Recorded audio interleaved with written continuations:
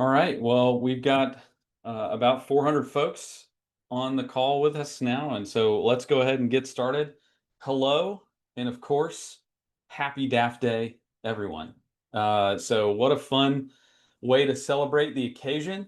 We are lucky enough to be joined by two, at least in my mind, luminaries of the DAF industry, Gary Forsheimer and Mitch Stein. And then you also have to hear from myself. Sorry about that. And I'll be your MC and guide for this conversation. Uh, but whether you are coming into this conversation like someone the other day I was on a call with who said, "Hey, I can't even spell DAF. I need a lot of help." Whether that's you or you are a seasoned fundraiser who have dealt with DAFs for a long time and just looking to sort of take the next step or up your game to the next level, hopefully this webinar gives you something to walk out of here with some tangible real value. So the first thing I want to do, any good MC would let you know kind of the rules of the game.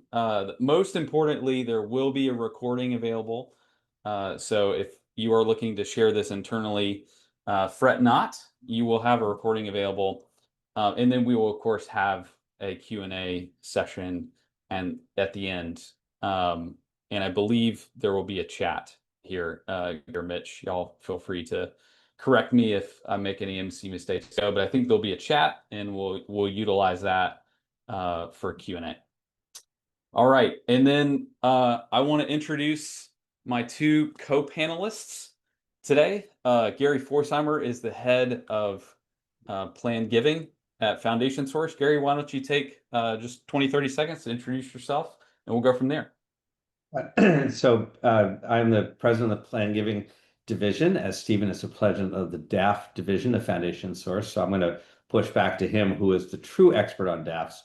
Here, my experience comes from 40 years in Plan Giving, and the donor advised fund solicitation has fallen more and more into the Plan Giving world. And I'm pleased to welcome a lot of our clients to this call today to talk about DAFs in all different forms, but we have a very specific agenda. So hopefully that'll be helpful, and I'll be on a little bit after these two guys speak. Excellent. Excellent. And then I'm also joined by Mitch Stein, who is the head of strategy at Chariot, very much relevant to the DAF conversation, Mitch himself and Chariot the venture. Mitch, why don't you take a couple seconds to introduce yourself? Of course. Thanks so much for having me, Stephen, and a happy DAF Day to all who celebrate. Amazing to get a group of over 400 of you all on a busy day, so appreciate everyone joining. My name is Mitch Stein. As Stephen said, I'm the head of strategy at Chariot. We are the makers of DAF Pay and more broadly, the Donor Advised Fund Payments Company. So we help make DAF giving easier for donors, DAF providers themselves, and of course for nonprofits trying to fundraise and reach more DAF donors in dollars. So thanks so much for having me. Awesome. Well, thanks for joining in, Mitch. You yourself and Chariot have done some great research about the DAF industry, and looking forward to hearing a taste of that today. And myself, I get the good privilege of leading the Donor Advised Fund Technology Division of Foundation Source, and I'm also president of our partner Donor Advised Fund sponsoring organization, CharityVest, which we'll talk a little bit more about here. So this is going to be the world's fastest 30,000 foot overview of Foundation Source, the company, just so you have some background on who Gary and I work for. And we won't go into detail here, but the thing that you all should walk away with in understanding Foundation Source is we are the philanthropy technology platform and services company. If you are looking to launch a philanthropy capability, technology and services, we can help. Planned giving on Gary's side, private foundations, which is the historic core of Foundation Source, and then donor advised funds and the combination thereof. Backed by GTCR and growing quickly and very much building kind of the next generation philanthropy technology platform company.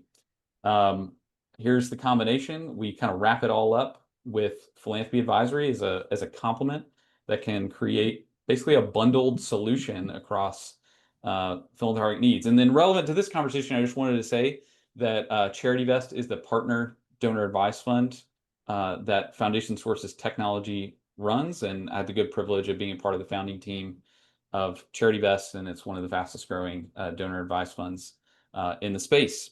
So welcome questions from my perspective on donor advised fund technology, and also the voice of a donor advised fund sponsoring organization that can represent them as well. And our team relevant to DAFs at Foundation Source is awesome. We have a great core of who started CharityVest on the Foundation Source team and have remained with the company and are building out the next generation of donor advised fund software. And then we're joined by a couple luminaries, Pam Norley, former president of Fidelity Charitable, who's on the Foundation Source board and serves as an advisor to our team, and then John Farron, who's also former president of American Endowment Foundation. Awesome. Mitch, why don't you give us just a little bit of background on Chariot, and then feel free to roll right into your first section. Mitch is going to give us a little background on the donor advised fund industry, trends, where it's headed, etc. Awesome. Well, thank you so much, Stephen. So I'll kick us off, like you said, with some, if you are that person who can't quite spell DAF yet, hopefully by the end of my section, you'll get the 3 letters down before we dive into some deeper topics here. So happy to kick off. Just so you know who Chariot is and what we do, we work in these 3 core categories to accelerate philanthropy. We do a ton of education. So as Stephen mentioned, we published the DAF fundraising report, which is the only analysis on nonprofit fundraising as it relates to DAF giving. So we'll highlight some of the key findings from the 2025 report in today's conversation. We are also present at too many conferences, in my opinion, just based on my travel schedule recently, but lead a lot of great sessions to help educate people in person, as well as workshops and training. But then we also make a big effort to promote DAF giving at large. So today is DAF Day. It's an initiative we began just last year and has really taken off. There's thousands and thousands of nonprofits promoting this today, dozens of DAF providers, just like Foundation Source and CharityVest, and helping just to increase visibility and activation around DAFs. And then third, we are at our core a technology company. We built the first ever payment option for DAF giving called DAF Pay. So it can sit right at checkout like Apple Pay or Google Pay, so people can donate with their DAFs even faster than a credit card wherever they're inspired to give. We also built a disbursements platform, so DAFs and other large payers are partnering with us to disperse the actual funds to nonprofits through the platform. So taking a step back to think about the DAF market, it is something that has changed very dramatically in the last 10 years. And I think that's where a lot of the confusion comes from, is people maybe not holding on to a perspective from 10 to 15 years ago about what DAFs are and what they mean to philanthropy. But over the last 10 years, there have been an increase of almost 5x in the number of assets in DAFs and 6x in the amount of grant making that DAFs are doing on an annual basis. So that's over $250 billion in donor advised funds as at the end of 2023, and almost $55 billion in grants to nonprofits from DAF accounts in the same year. That's the latest stats we have as the whole industry wide, but we also have some individual providers that have disclosed their 2024 results. And the 2 largest, that's Fidelity Charitable and DAF Giving 360, which is formerly known as Schwab Charitable, both grew 25% and 34% year over year in their grant making in 2024. And that's already at a scale of $15 billion and $9 billion respectively. So DAF giving is enormous, and it's still the fastest growing way to give in the industry. So while 10 to 15 years ago, it might have been niche or a small part of philanthropy, it's now around 20% of giving. So it is something that everyone needs to be paying attention to, no matter the size or scale of your nonprofit, and generally just a huge opportunity in the space. And I think one of the other big changes is the number of accounts. You'll see just 10 years ago, there were around 200,000 individual DAF accounts. And in 2023, that was almost 2 million. So it is expanding not just how much DAFs are used, but who is using them. You know, it's becoming a lot more democratized with great tools like CharityVest, like tech forward options that make DAFs a lot more accessible, user-friendly, and tools like DAF Pay that embed DAF giving into all types of spaces where DAFs are historically maybe harder to use, on that peer-to-peer donation forum, on that Giving Day page. It's just increasing DAF's utility and everyone's awareness of this giving vehicle. So one of the big challenges around DAFs from a fundraising perspective, and I think where the big opportunity is, and a lot of fundraisers ask me this question: where do I find more DAF donors? How do I get more DAF giving? And they're seeing just organic growth, more DAF gifts arriving, but maybe not totally correlated to something that they're necessarily doing. And so we try to really pinpoint the opportunity within your existing supporter base. And that opportunity is that many DAF donors continue to make credit card donations, even if they have a DAF account. And that's what these stats are showing here from two other pieces of research not led by Chariot. On the left is the DAF Research Collaborative, who did a large-scale survey of DAF donors. And one of the questions they asked was, do you still give outside of your DAF annually? And 88% of respondents said yes. A question asked by Giving Compass and the Lilly School of Philanthropy that partnered on a different survey was, did you use your DAF for your most recent donation? 37% of people said no, they didn't use their DAF. And setting up a DAF and putting funds into it is like having a gift card for your charitable giving, right? Like that should be the first place you want to go to make your gifts. And yet people still don't. And that is the opportunity, like where we can get people who aren't using their DAF today to support us, make sure they're using it every single chance that they can. And some of those opportunities where that is it's most common that people aren't using their DAF are those kinds of like inspiration-based giving moments. This was a question that the DAF Research Collaborative asked in their survey. If you don't use your DAF, why? And some of the most common reasons were a spontaneous gift, or I was at an event, or the gift felt time sensitive, or maybe it was a new organization I haven't supported before. So think about those types of giving channels for your organization where there may be more inspiration-based or spontaneous or time-bound giving. That's the place to really emphasize DAFs and make it easy as much as you can, either with your technology or just further explanation, to make sure people are reminded and using their DAF anywhere that it's eligible. And to drive home the point, if it wasn't clear, one of the key findings from the DAF fundraising report, which is where we analyzed over $12 billion in fundraising data from 32 organizations and found over 40,000 instances of an existing donor switching the way they give from not through a DAF to using their DAF account. So that means in 2021, I donated to Central Park Conservancy with a credit card and gave $100. And in 2022, I used my DAF for the first time to support them and asked the question, what was the change in their giving from one year to the next? Same donor, same organization. The only thing that changed is how they gave. And the answer was that on average, their giving increased by 10x. And even the median outcome was double. So that means when you get a donor to switch their way of giving from not through a DAF to using a DAF, over half of those people will more than double their support of your organization, because DAFs are powerful in making people more intentional and generous with their giving. So digging a little bit deeper in that report, like I said, it was extremely large scale, and we had 32 participating organizations, and it really filled a gap in the broader landscape of DAF research, because everything else looked at the DAF's own data. And we wanted to know, what's the nonprofit experience? And you get some really interesting insights on donor behavior relative to non-DAF donors, or even the same person relative to how they gave before they used a DAF. This report also includes a ton of case studies and guidance from the participating organizations and your peers. So highly recommend checking out. That QR code is there for you to download. And it is something we've really poured our heart and soul into. So I hope you appreciate reading it.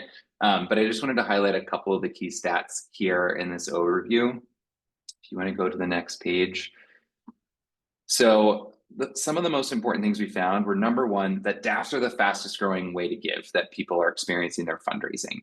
Across those 32 participating organizations, the median change in DAF giving year over year in 2024 was a 30% increase. When you looked at non-DAF giving, it was minus 1%. So it is the source of growth for nonprofits. It is literally sustaining or overcoming declines in other giving channels. But the second most important thing is that giving is happening at all donor levels. 69% of those 400,000 DAF donations we analyzed were below $1,000. So historically, I think a lot of people thought of DAF giving as exclusively something used by the ultra wealthy or exclusively relevant to planned giving. It absolutely is relevant to those two things, but it's not limited to that. People are using DAFs up and down your donor file, and even wealthy people like to use their DAF for more inspiration-based giving when they can, and might make a few $100 gift, but that usage of a DAF is a great indicator to you that there's more where that came from, and it's just a highly engaged and intentional donor. They're also much more loyal. The retention rate among DAF donors was 13 points higher, not percent, points. So the average retention rate for a DAF donor was 59% compared to 46% for a non-DAF donor. And then number 4 is the stat I highlighted earlier, that the median change when someone switches to a DAF is 100% increase, doubling their support for the same organization. And we also found some interesting things on how more recently, smaller organizations are seeing larger increases in DAF giving, kind of catching up to where some larger organizations were historically. Okay. And then quickly, I mentioned this before, but just wanted to highlight what we do at Chariot, what DAF Pay is. Actually, just a few hours ago, was named one of Time's biggest inventions or best inventions of 2025 that just came out this morning. And it's filling a need to make using your DAF as seamless and effortless as all the other ways that people give online. As we mentioned, there's almost 55 billion in DAF giving per year to nonprofits, but all of that has to be done outside of your online giving flows.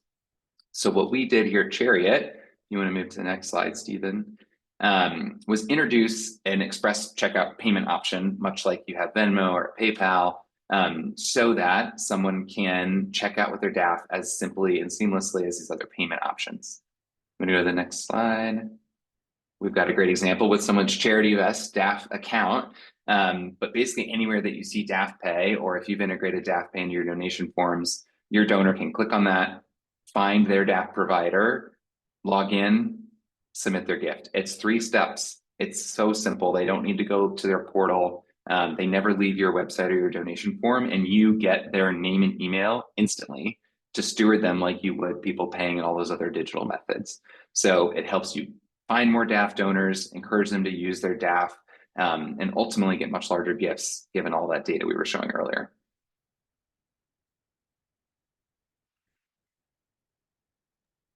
Awesome. Thanks, Mitch. Of course. Great. Oh, very quickly, just wanted to highlight what that actually means in practice. So Blood Cancer United, formerly known as Leukemia and Lymphoma Society, they introduced DAF Pay into their checkout for their donation forms across all of their campaigns around the country in February. And so far this year, they've seen almost $3 million just through DAF Pay, over 2,000 gifts. And those are very high impact. So $1,400 average gift size is pretty tremendous. Even the median of $500. If you want to think how that stacks up to your digital fundraising, it'd be nice to have some more of those gifts. And they're mostly net new or first-time DAF donors. Love it. So DAFs are growing, it would appear. So it's awesome. Thanks. Really respect the voice of Chariot and yourself in the space, making it easier for charities to get involved in the trend. One of the other massive trends that we've seen is nonprofits getting into sponsoring DAFs themselves. And I'm going to talk a little bit about that in just a second before we turn it over to Gary. And if you're just joining us, Mitch just gave us a tremendous overview of the DAF industry trends there, what it looks like at some nonprofit levels who have leaned in more intentionally into DAF fundraising. I'm going to talk a little bit about white labeling DAFs for nonprofits as a trend that we're seeing and one that we're very proud to enable. And we're going to talk a little bit about that. In the middle of that, Gary is going to talk about some strategies to approach donors and how you can think about DAF fundraising approaches, both strategy and tactics. And then we'll wrap up our time with Q&A. So if you've jumped in, if you're one of the 150 or so folks who have jumped in since Mitch started, welcome. And we're building some momentum here. So thank you, Mitch. What I want to talk to you about is this growing trend of nonprofits starting their own DAF programs, getting into the game. So we've just heard from Mitch that charities are launching their own payment modalities to make the reception of grants easier, very important step. And then also nonprofits creating their own DAFs. This isn't for every nonprofit, for sure. But I wanted to sort of bring up this concept, especially as Gary gets into his talk about fundraising strategies around DAFs, that could be create some interesting Q&A for us in next steps. So Haverton University is a fictitious university that we've created over here at Foundation Source just to illustrate the point of what a white label DAF experience can look like. But you can imagine the potential of your organization here. Just to ask the question, should our organization get into this game? What would that look like? How would we think about that? And why? And basically, of course, it would be a fundraising lever. That's why you would want to get into it. But underneath that, what are the types of things that having your own donor advised fund program that is under your brand that you operate, what could that do? Well, a couple examples over here on this right-hand side. And what we're finding with charities getting into the donor advised fund space themselves is that they have more fundraising intelligence. They are able to see the DAF dollars of their donors. They're able to have more intentional legacy conversations, pathways for more creative fundraising strategies around long-term capital, et cetera, et cetera. And Gary's going to put an even finer point on some of these directionally. Gary, over to you. How are DAFs sort of becoming part of the planned giving conversation, and how can some of our fundraisers kind of leverage DAFs in this planned giving conversation? Well, thank you, Stephen and Mitch. What I'm going to talk about a little bit is the promotion of DAF giving, and it's great to have been set up in the way that now DAFs have been defined.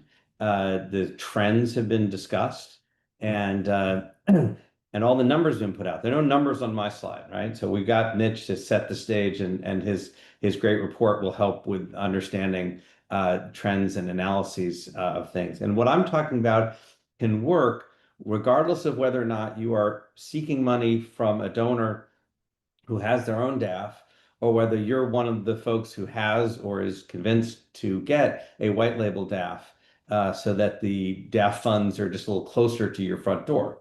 But the idea is pretty much the same. And if DAF giving is the fastest growing way of doing giving, and hopefully those who've come to call today recognize that, yes, there is additional infrastructure concepts you can do if you think about having a white label DAF for yourself. And so that's one piece. But the other piece is on a regular basis, thinking about that's where the money is. You rob the bank, that's where the money is. Well, you go after people, the money in people's DAFs, because that's an important way of doing it.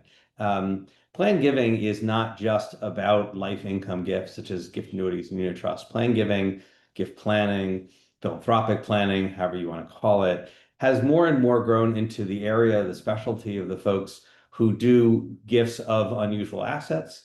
And DAFs, of course, used to be an unusual asset. Now they're a much more typical asset. So planned giving officers, rather than major gift officers, and certainly rather than annual fund officers, are the ones who are charged with the thinking, with perhaps the promotion of it and the way in which DAFs play a role in fundraising.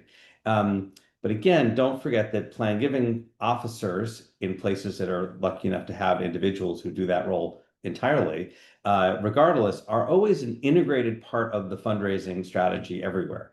So if a planned giving officer is the one that's charged with figuring out the best way to promote a DAF, understand the DAF, understand the trends, that person is also going to hopefully bring you all here, bring that knowledge, what you learned today and other places, to everybody on the staff. Because it could be just a question of whether or not the annual fund is going to make sure they have that box that you can quickly check if the annual fund gift comes from your DAF or the major gift comes from your DAF. So we're talking today to plan giving officers and non-plan giving officers about ways to promote DAFs. And that is just as true across the spectrum, regardless of what your role actually is. So in this first slide, we're talking about DAFs as a bridge gift, sort of a succession plan. The whole, and in some of these slides, there's a little bit of messaging that you can welcome to borrow. DAF providing immediate impact today and legacy for tomorrow. A DAF is a personal endowment. A DAF is a private foundation without necessarily all of the wraparound overhead of a private foundation. Doesn't let you do the same everything you can do with a private foundation. They have different roles. But a DAF can be both your checking account while you're alive, and it can also be the place where you check a box and becomes your bequest when you pass away. When people talk in plan giving about gifts at death, we always talk about bequests. We always talk about going to a lawyer and setting up a codicil for your will or rewriting your will. But more and more in the last 15, 20 years, people talk about anything that pays on death that's outside of a will. And retirement accounts are a great place to give your children your retirement account. Well, if you want to make a bequest, you can also give charities. Sorry, you don't give your children your retirement account. Absolutely wrong. You give the charity your retirement account, and you can give the charity the balance of your donor advised fund, or you can split it up any way you want. Next slide, Stephen. When promoting donor advised funds, simplify the story. New technology has made it easier to place a widget on a web page, as Mitch is talking about, to be able to have people check out doing it. Those are technological advancements that make it easier. People don't have to overthink how to use a DAF. DAFs really are very simple and are ubiquitous. In fact, in some cases, if people are worried about how to make stock gifts, you can coach them to make stock gifts to their DAF and then donate from their DAF to organizations large and small. There are lots of ways you can talk about DAFs being simpler than people expect.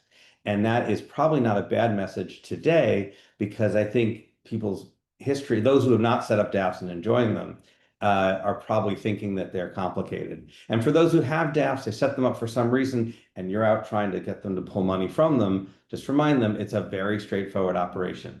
Technology has made it super easy to start a DAF and made it even easier to give money from it. Next slide.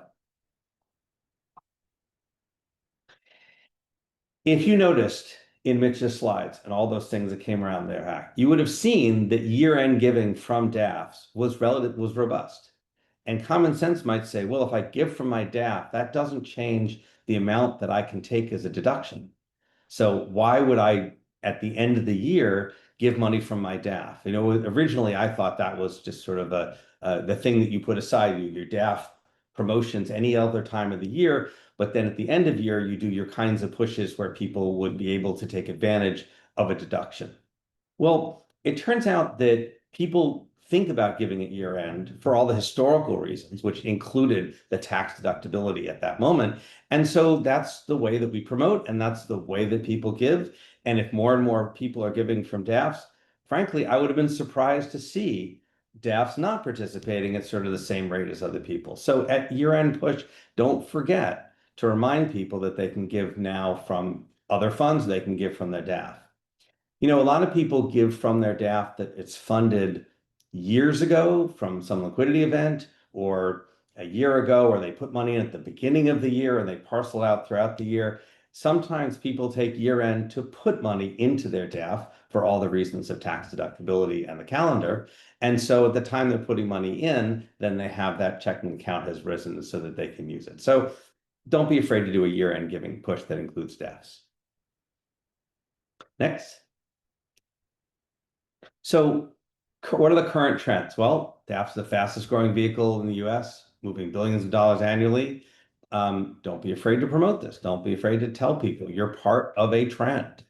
It makes people feel comfortable. 10 years ago, it made people feel cool. Now they just feel comfortable giving from their DAF and reminding people that they can and they should make sense. And then the other piece is the current trend of flexibility, being able to respond from it because there's no longer a long delay between a modern DAF being asked to make a gift and a charity who is generally speaking registered with that DAF to accept that gift.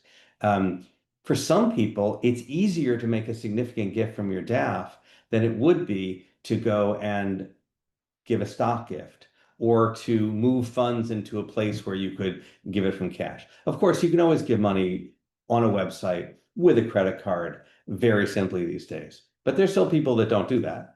And there are people who, and there are places that would prefer to have money come from a DAF for sure. So these kinds of trends of DAF being easy, being flexible, being something that everyone is doing, that kind of promotion makes a lot of sense when you're out deciding how to promote DAFs. Next.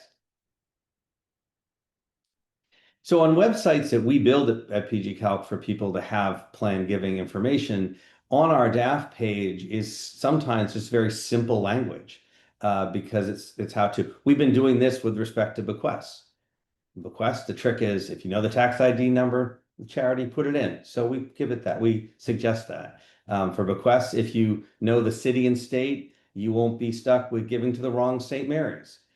So that is the kind of ways that you can set up someone for success in making a DAF gift is a lot of what you would want a donor to find when they come to your page, they're looking around, they see the word DAF, they click the word DAF. Now they've got a page all about DAF giving.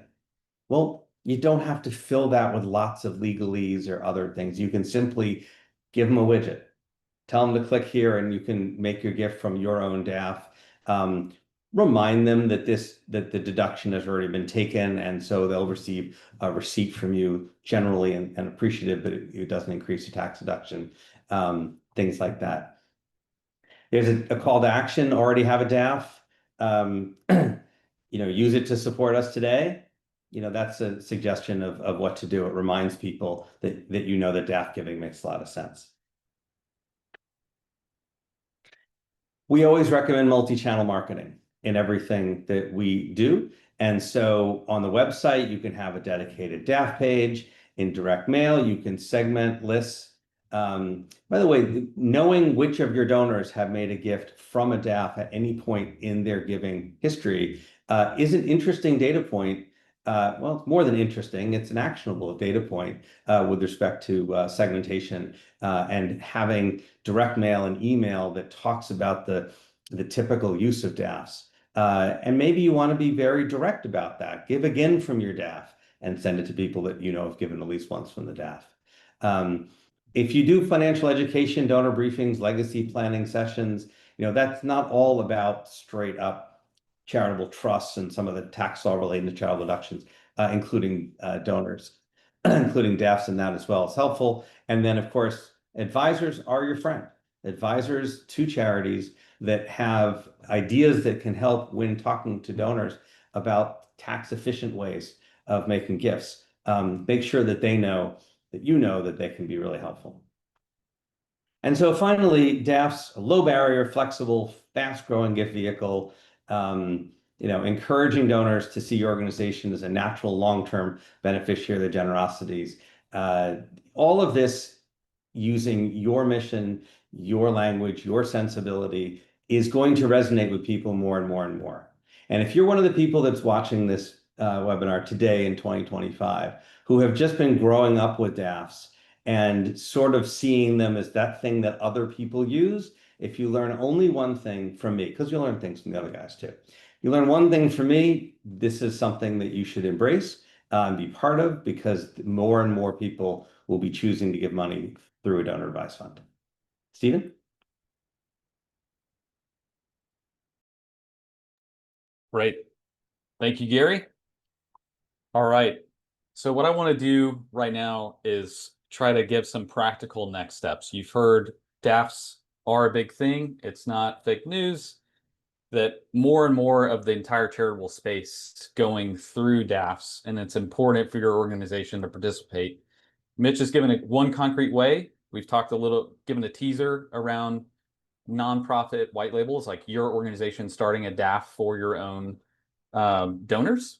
And then Gary has talked about some strategies and ways to think about DAFs as a part of your broader fundraising plan. So I want to give some really concrete things that I think you can do. And I'm speaking both from my perspective as somebody who builds technology in the space, is a student of this space, and also leads a DAF sponsoring organization, of things that I think from my perspective are helpful to you all speaking to fundraisers or fundraising adjacent folks on this webinar. The first is I think you should keep track of who uses a DAF and who does not, and how they use them. So, such as like recurring donors and one-time donors. These are indicators of not only their capacity, but how they think about giving. And so just as a quick sidebar, this is, as my dad used to say, free chicken. That I think the main benefit of using a DAF, and I've seen this in all places, whether it's workplace giving or whether it's a donor who is who has donated their entire company into their DAF. It's splitting the decisions of making to give and to pick the ultimate destination of where those monies are going to end up. Splitting the decision of how much to give and where to give. That is the main benefit. Everything, all the other benefits are really downstream of that one. They're derivative in some way. So somebody asked in the Q&A already, hey, what's the benefit of giving stock to a DAF versus direct to charity? Well, it's the ability to give it all in one place and have that decision separated from exactly where to give. They might give it out immediately, but give it out to 3 charities instead of 1, or they might not know exactly to which charity and to how much they want to give. And I want your organizations to be a part of the conversation, to have a bigger role in that where to give conversation. I think DAFs are a tremendous opportunity for you all. So track who has a DAF. Definitely create frictionless ways for money to move from the DAF to your organization. At the very least, make sure your address is updated in the IRS's database. If you have a question mark about that, please go check, because so many donor advice fund sponsors will pull from the IRS database what the address that check should be sent to. I would also advocate you should enroll in PayPal grants. You should ask Chariot to be a part of their disbursement solution if you're not already. You should think about adding a DAF widget of some variety. You've already heard from Mitch on that. Certainly do whatever you can to make it frictionless for money to go from DAF to your organization. 3, these are do nots. Don't outreach to DAF sponsors. I get this all the time, and I know many of my industry colleagues, so many well-hearted, well-meaning fundraising professionals say, hey, what can we do to pitch your donors? And I think that's not how we think about ourselves. We're not advisors, we're not philanthropy advisors to our donors. We're really facilitating transactions for them, and our endeavor is to make giving frictionless for them, so generosity is a bigger part of their life. That's our thesis in the world, and we're really trying to make the transactional easy so your relational can be bigger. But we can't help you with the relational part for a bunch of reasons. And 4 would be, don't make sweeping assumptions about your DAF donors. There are many different archetypes. I would encourage you to go look at the DAF Research Collaborative. They've done some really great segmentation of different DAF donor archetypes.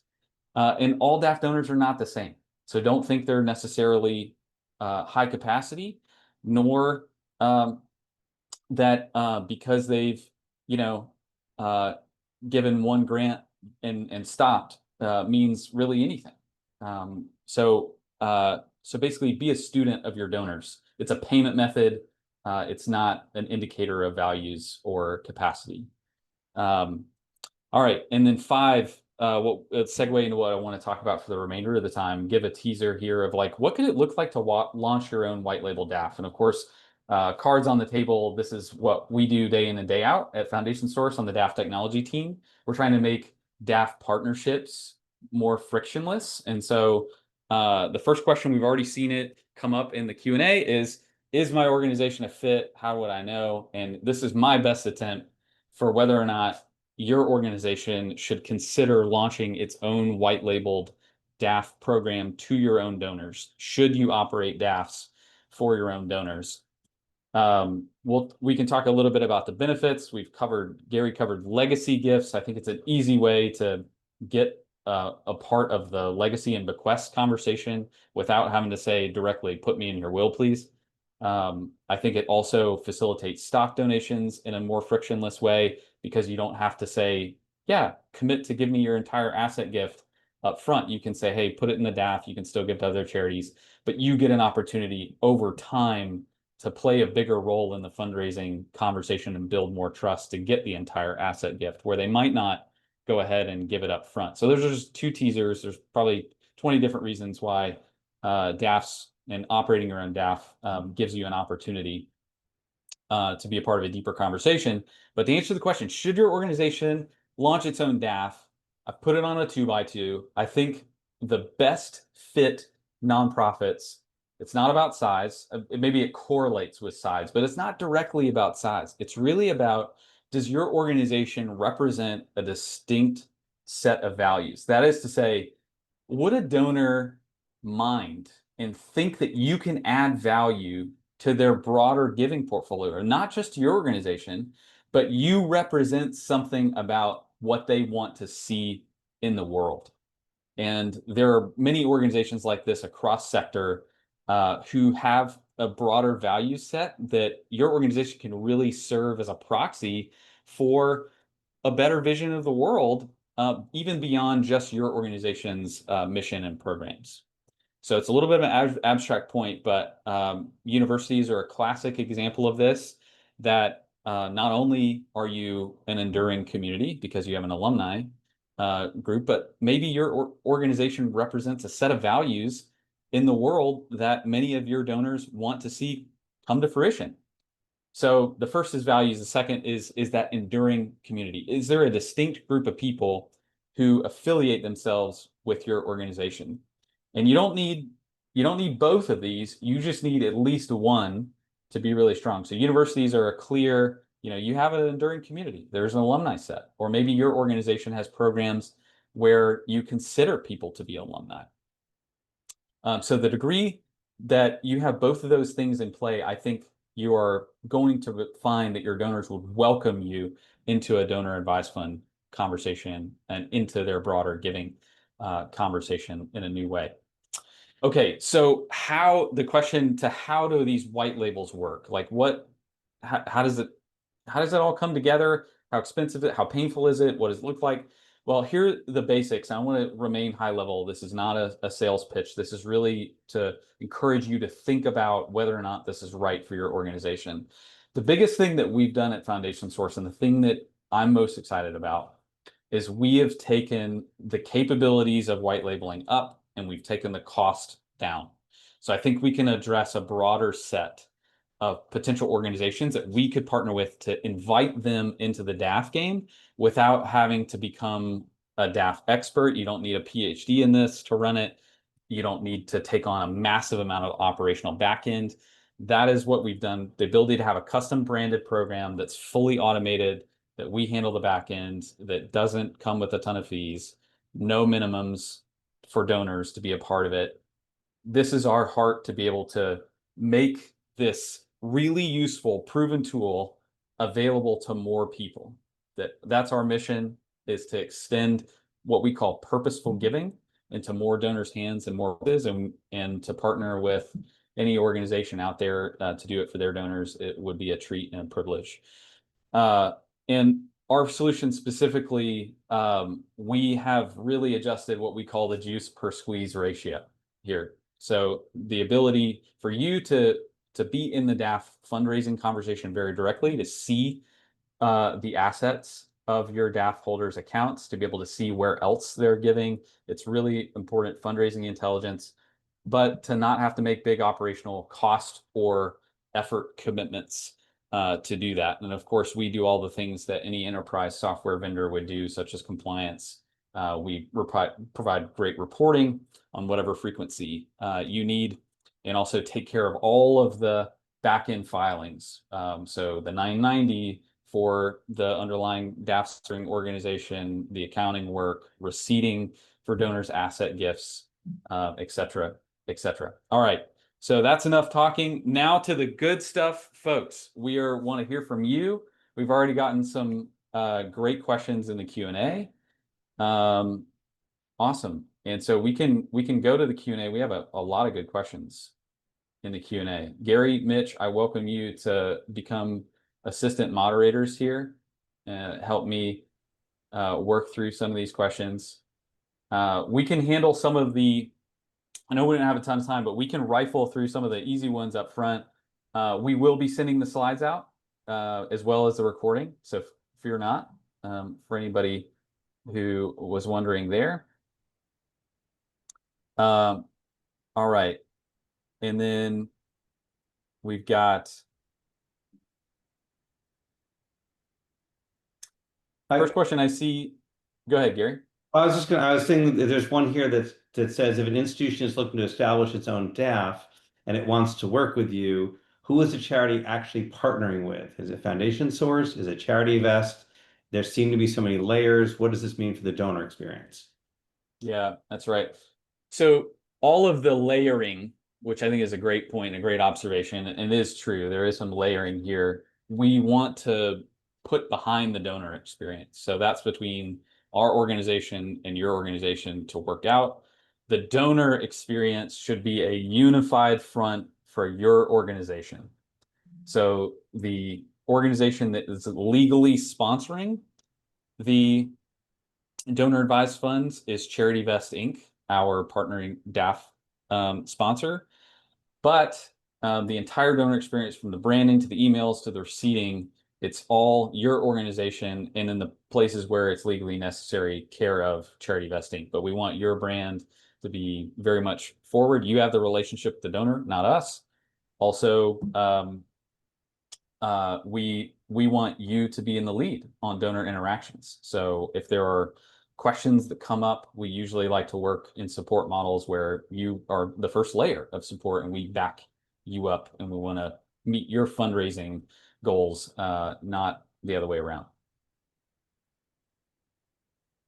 Great question. Fun question. All right. Let's see. I've got, can donors use their DAF to give towards an endowment? Yes, absolutely. There could be limitations depending on the endowment structure, but that's just my general, cover my rear end caveat. But in most circumstances, most times they can have a DAF give a grant into an endowment to grow it. Awesome. We've already answered this one. With a white label DAF, who is responsible for 990 reporting, and where are the external distributions reported on the charity's 990? Yeah, so it would fall under Charity Vest Inc.'s 990 because we're technically the sponsoring organization. Good news is you don't have to create more complexity into your accounting to be able to have a DAF program, but also it shows up on our 990. And if donors are looking for anonymity, they can be a part of kind of the much broader set of Charity Vest donors represented by our 990. So one outsized gift is not going to show up on the 990 in any way. Okay. There's one here about an IRA rollover. IRA gift.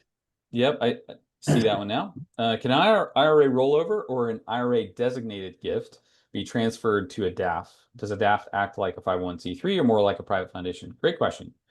DAFs are technically public charities. They're 501c3s, but and then they're not private foundations, that is to say, but they are excluded from basically the eligibility for qualified charitable distributions in the IRS code for IRA distributions. So, but there are the big asterisks around that. There are ways to get around that. So, for instance, There is what's called a designated fund within a donor advised fund, which just basically means a pass-through fund straight to a charity, where that can, even if it's a part of a donor advised fund, it can receive qualified charitable distributions. This would also apply to, yeah, and then the IRA rollover part. No, you can't roll over an IRA to a donor advised fund or any charity for that matter. The qualified charitable distributions is the window to sort of get the money to a charity in a tax advantaged way. Otherwise, it will generate a taxable distribution. And I assume we're talking about a traditional IRA or not a Roth. So that's an important assumption in the question. Anything to add, Gary or Mitch, from that Bell's perspective? No, I was going to say someone had asked about the latest with the legislation around changing those rules on QCDs and being able to make those distributions to DAF accounts.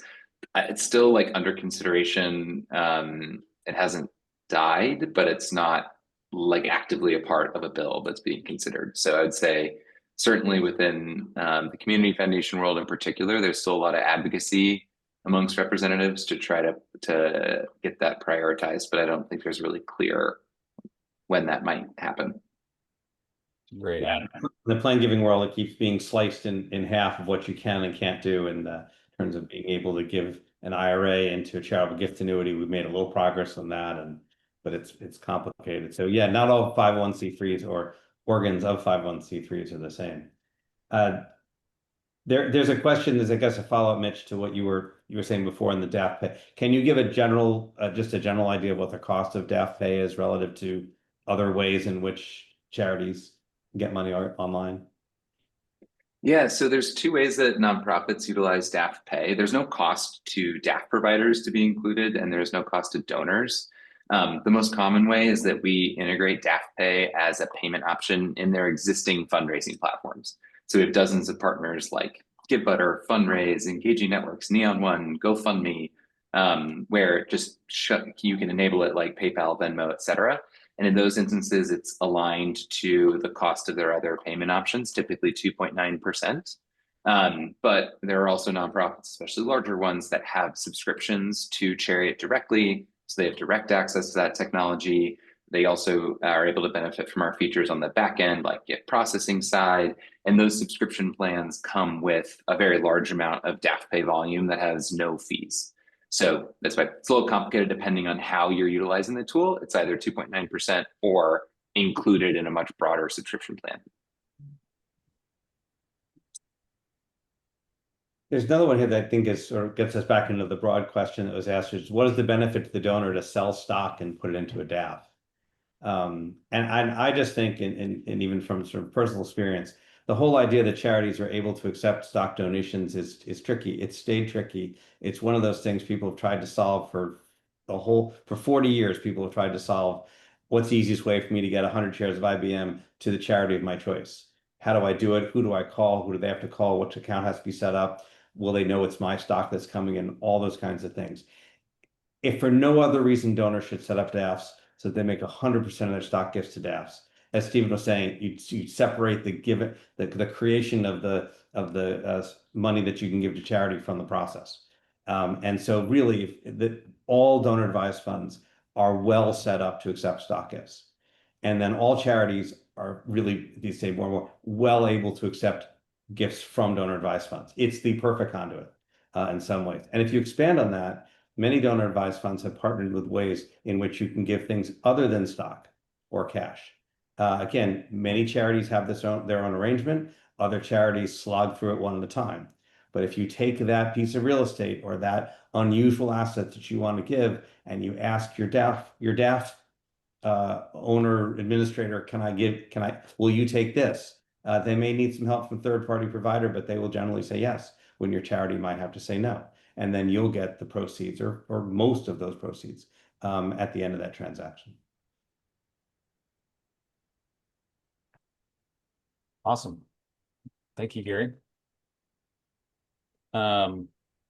We've got a good number of questions, and I know we're approaching time here. Good number of questions about the legacy component, either of fundraising in general or the DAF itself.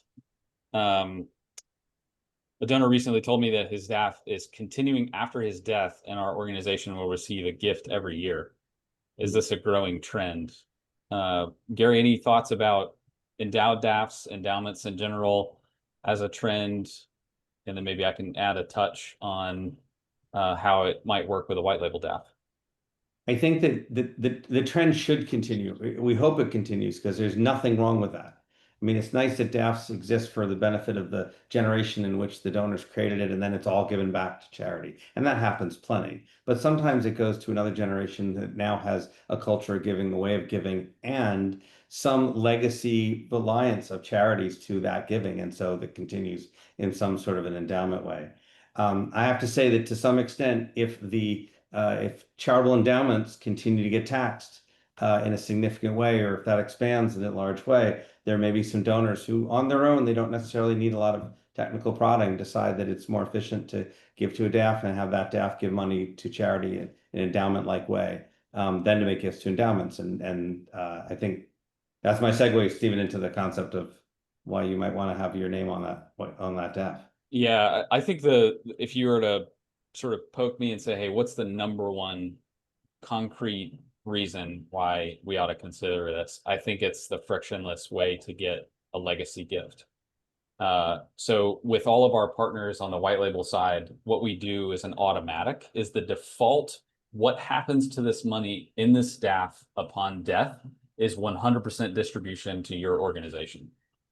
And it comes as a default, and every donor literally, 100% success rate so far has been totally fine with that.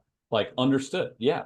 Like, that's the default legacy plan for what happens to my DAF dollars upon death, is I'm partnering my DAF with this organization that I trust, and the default will be 100% of this money will go to this organization that I trust. And so, and then you can have the conversation of like, well, why don't you make your IRA beneficiary your DAF, which you can do. So everything that we said about IRAs goes away upon death. That money can roll over directly into a DAF upon death as a beneficiary, for sure, or put the DAF as the sort of source of bequest, or a source of bequest in a broader estate plan. So I think it's an estate plan hack. There's a bunch of questions here I'm going to synthesize about like whether or not an organization is right, or how many donors, or how big to be appropriate for a white label, and what can you do with those donors versus not do. What I want to tell you all is that almost all of the organizations that I've seen launch successful white labels had one or two donors that came to them or that they sought out, that were sizable, that meant a lot to their organization and very values aligned. And for whatever reason, it became very clear that organization serving that donor or those small group of donors with a donor advice fund was going to be valuable in and of itself. And then it was like, we'll pile on other people too. But it really, I think my point I'm making is think small. Like, is there a strategic donor that if you had a white label, you would love to invite them into a program with you, and that you would value a more intentional ability to have conversation about the assets that they have or their legacy plans, et cetera. Make it really, really concrete. It's a depth game, not a breadth game, I think, is what we're seeing with many of our most successful partners, to be able to be upstream in the broader asset base of that donor. Hopefully that makes sense. I'm trying to, for sake of time, synthesize a bunch of things. Hey, Stephen, I'm so sorry, everybody. I got to hop to another session here on DAF Day. But if folks have questions, please come to the givechariot.com. We're happy to help out. So thank you so much Happy for having DAF me. Day, Mitch. Thanks so much for Thank you. pioneering DAF Day. All right. Thanks, everybody. Awesome.